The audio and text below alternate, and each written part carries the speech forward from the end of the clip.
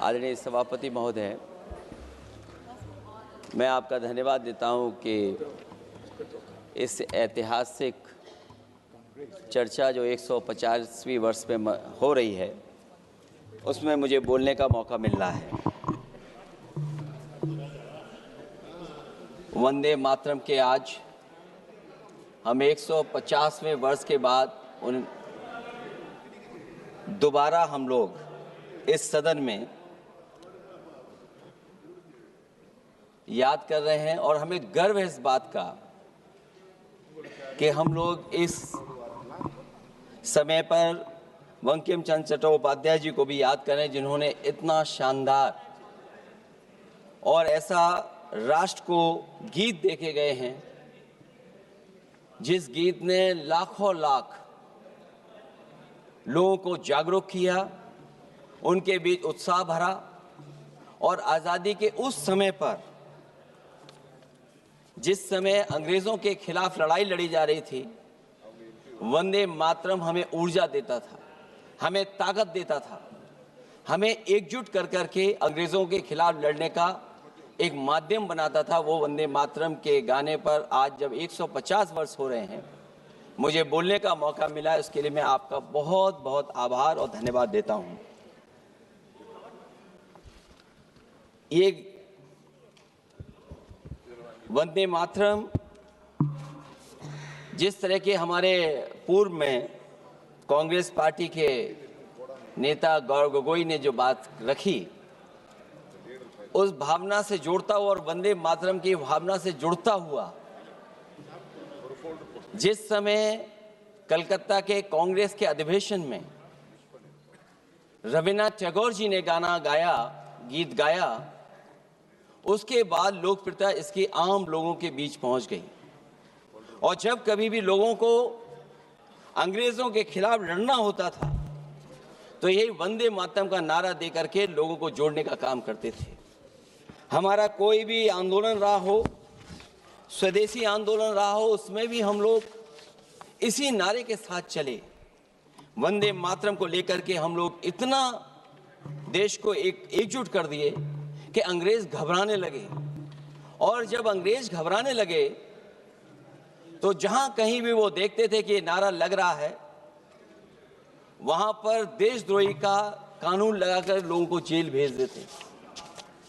ये भी इतिहास है कि जिस समय बंगाल में बच्चों ने गाना गाया, इस गीत को अपने क्लासरूम में गाया, उस समय भी अंग्रेजों ने उनके खिलाफ मुकदमा लगा के उन्हें जेल भेजने का काम किया। ये वंदे मातरम अंग्रेजों ने बैन भी कर दिया। 1905 से लेकर के 1908 तक बैन कर दिया गया और बैन के बाद भी लोग माने नहीं, हमारे क्रांतिकारी लोग माने नहीं और वंदे मातरम को हमेशा उन्होंने अपने दिल और दिमाग में रखा और जनता के बीच में इस आंदोलन को आगे बढ़ाते रहे। सभापति महोदय, जो हमारे सत्ता पक्ष के लोग हैं वो हर चीज को ओन करना चाहते हैं। ये 150वें वर्ष में जब हम वंदे मातरम याद कर रहे हैं, बंकिम चंद्र चट्टोपाध्याय जी को हम याद कर रहे हैं कि उन्होंने इतना महान गीत हमें दिया है। सत्ता पक्ष के लोग समय समय पर हमें देखने को मिलता है कि जो महापुरुष उनके नहीं हैं या जो चीज उनकी अच्छी नहीं है, उनको वो ओन करना चाहते हैं। 150वें वर्ष वंदे मातरम, मैं अभी वो बात कहूंगा और मैं बात कहूंगा और हमारे मंत्री जी उसका जवाब देना। सभापति महोदय, क्योंकि ये बात ओन करने की आ रही है, अपनाने की बात आ रही है, तो मैं सभापति महोदय, मैं अपने सत्ता पक्ष के लोगों को याद दिलाना चाहता हूं। सत्ता पक्ष के लोगों की जो पार्टी आज है, भारतीय जनता पार्टी, जिस समय गठन हो रहा था, हमारे मुंबई और महाराष्ट्र के लोग जानते होंगे कि जिस समय गठन की चर्चा थी, उस समय आपके जो अध्यक्ष चुने गए थे, उनको जो भाषण देना है उस पर भी बहस चल रही थी। और बहस इस बात की थी कि भारतीय जनता पार्टी सेकुलर रास्ते पे जाएगी, सोशलिस्ट रास्ते पे जाएगी कि नहीं जाएगी। तमाम विरोध के बाद भी उस समय के उनके राष्ट्रीय अध्यक्ष जो चुने गए थे, उन्होंने वही रास्ता अपनाया। अपने भाषण में समाजवादी आंदोलन, समाजवादी विचारधारा और सेकुलर रास्ता अपनाया। और वही नहीं, जो उनका मंच था उसमें जयप्रकाश जी की तस्वीर लगा करके भी उन्होंने लोगों को ये भ्रम फैलाने की कोशिश की कि जेपी के रास्ते पर भारतीय जनता पार्टी चलेगी। बताएं माननीय मंत्री जी, आप कितने सेकुलर हैं आज, कितने सोशलिस्ट हैं आज? अभी गौरव गोगोई जी ने ठीक कहा, इंडिगो का हवाई जहाज उड़ नहीं रहे हैं, उड़ नहीं रहे कि उड़ाए नहीं जा रहे हैं? उड़ाए नहीं जा रहे। और क्या बात कही गई थी कि गरीब भी उसमें चल सकेगा। इसलिए सभापति महोदय, मैं बात दूसरी तरफ नहीं ले जाना चाहता हूं। वंदे मातरम सिर्फ गाने के लिए नहीं है, निभाने के लिए भी होना चाहिए। सभापति महोदय, आज हम आकलन करें, पीछे मुड़ करके देखें कि हम इस वंदे मातरम को कितना निभा रहे हैं। जिस वंदे मातरम ने आजादी के आंदोलन में सबको जोड़ा, आज के दरारवादी लोग उसी से देश को तोड़ना चाहते हैं। ऐसे लोगों ने, सभापति महोदय, ऐसे लोगों ने पहले भी देश के साथ दगा किया और आज भी कर रहे हैं। ये चर्चा तो जोड़ने का काम करेगी ना अखिलेश जी, क्योंकि आज वंदे मातरम की चर्चा, वही मैं कह रहा हूं, वंदे मातरम में जोड़ने का ही काम करेगी। वंदे मातरम कोई दिखावा नहीं है, ना ही राजनीति का विषय है। क्योंकि सभापति महोदय, हम जब ये चीज इनके विचारों से, इनके भाषणों से जब बाहर सुनते हैं तो ऐसा लगता है कि वंदे मातरम इन्हीं का बनवाया हुआ गाना है। जिन्होंने, सभापति महोदय, जिन्होंने आजादी के आंदोलन में भाग ही नहीं लिया है, वो वंदे मातरम का महत्व क्या जानेंगे। सच तो ये है कि सरफरोश लोग वंदे मातरम दिल से बोलते थे। उन आजादी के दीवानों के खिलाफ कुछ लोग अंग्रेजों के लिए जासूसी और मुखबिरी का भी काम करते थे। दरअसल ये राष्ट्रवादी नहीं बल्कि राष्ट्र विवादी लोग हैं। जहां विवाद करना हो, कभी अंग्रेज विवाद कर करके, डिवाइड कर करके, डिवीजन कर करके राज किया करते थे। सभापति महोदय, आज भी वही रास्ता कुछ लोग अपना रहे हैं। वो डिवीजन का रास्ता अपना रहे हैं, डिवाइड का रास्ता अपना रहे हैं, दरारवादी रास्ता अपना रहे हैं। इनका इतिहास खंगाला जाए कि इन्होंने आजादी के पहले और आजादी के बाद वंदे मातरम क्यों नहीं गाया। ये सभापति महोदय, आज जब हम वंदे मातरम पे इतनी चर्चा कर रहे हैं, जिस भाव से हम लोग यहाँ बैठे हैं, कम से कम ये भी खंगाला जाए इतिहास में कि वंदे मातरम कुछ लोगों ने कब गाया। उन मुखबरों से ये सवाल पूछा जाए कि स्वतंत्रता के बाद भी उन्होंने अपना गीत क्यों बनाया। उनकी एक रंगी सोच ने तिरंगा क्यों नहीं फहराया। वंदे मातरम सियासत के झूठे राष्ट्रवादियों के लिए नहीं है, गलत लोगों की गलत मंशा पूरा देश समझता है और केवल यही नहीं ओन करते हैं। कभी कभी भारत माता का जो चित्र है, जो पेंटिंग कभी बंगाल के महान लोगों ने बनाई थी,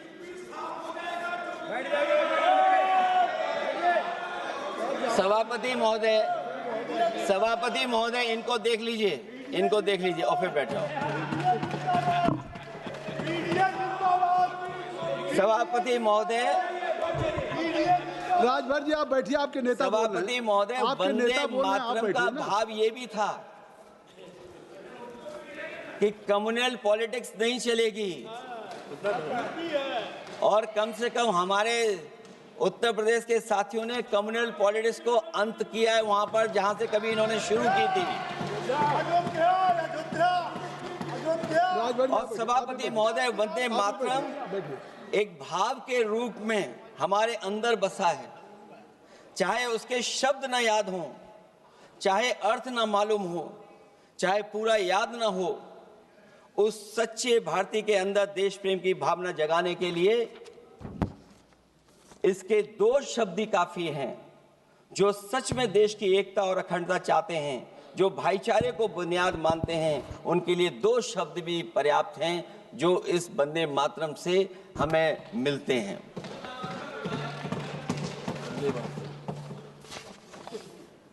दूसरा किस्सा सुना दूं अध्यक्ष महोदय? सभापति महोदय, इनका इतिहास खंगाल लीजिए, पूरा निकाल लीजिए। चुनावी सभाओं में कभी बाबा साहब भीमराव अंबेडकर जी की तस्वीर ये लोग नहीं लगाते थे। ये बात अगर सही हो तो बता दो। और ये तस्वीर कब लगाना शुरू किए? इनका एक सहयोगी साथी संगठन, जिस समय समाजवादी पार्टी और बहुजन समाज पार्टी ने मिलकर के इन्हें उत्तर प्रदेश में हरा दिया था, उसी दिन के बाद से बाबा साहब भीमराव अंबेडकर की प्रतिमा और तस्वीर लगाने लगे।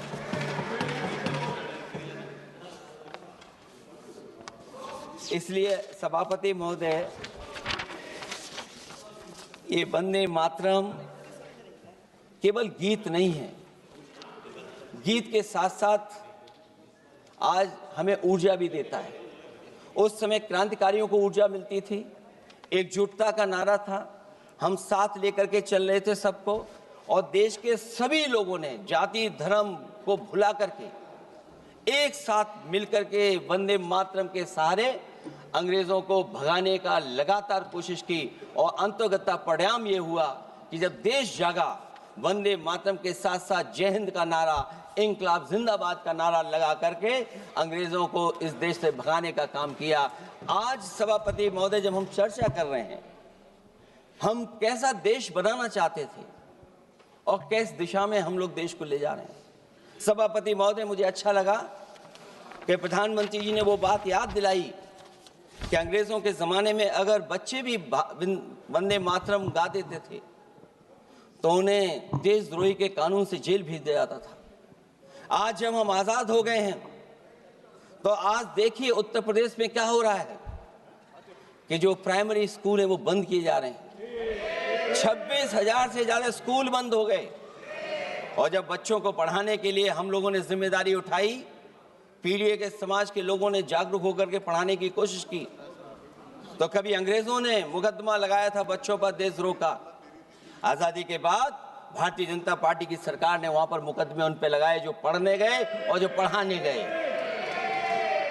तो इसलिए वंदे मातरम का भाव जो था, उसी भाव से जुड़ करके हम सब मिल करके इस देश को और मजबूत करें। यही हमारी भावना है, यही हमारी सदस्यों की भावना है। जब हम 150वें वर्ष में याद कर रहे हैं तो वहीं हम ये याद करें कि जिस भावना से वंदे मातरम को हम लोगों ने देश के सामने गा गा करके अंग्रेजों को भगा दिया, ये देश कैसे मजबूत हो, एकजुट कैसे हो, बिना भेदभाव के, और संविधान से कैसे चलें, क्योंकि ये संविधान से ही मिला हुआ हमें गीत है। इसलिए इस गीत के माध्यम से हम किसी पर टिप्पणी और किसी पर थोपने की कोशिश न करें और न किसी पे दबाव बनाने की कोशिश करें। आपका सभापति जी का बहुत बहुत धन्यवाद।